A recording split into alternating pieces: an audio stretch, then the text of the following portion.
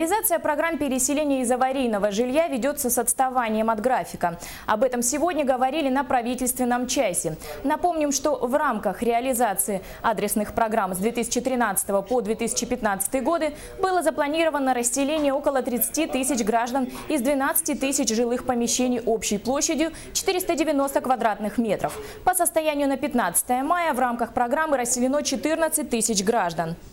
У нас имеется отставание по этапу 2014 года. Мы на сегодняшний день выполнили на 88%.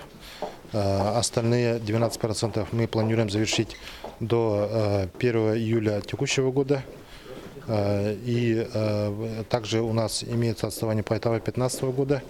Где-то по некоторым объектам до 120 дней имеется отставание. Но тоже мы намерены до конца года это отставание по большей части ликвидировать и завершить этап 2015 года до конца 2016 года.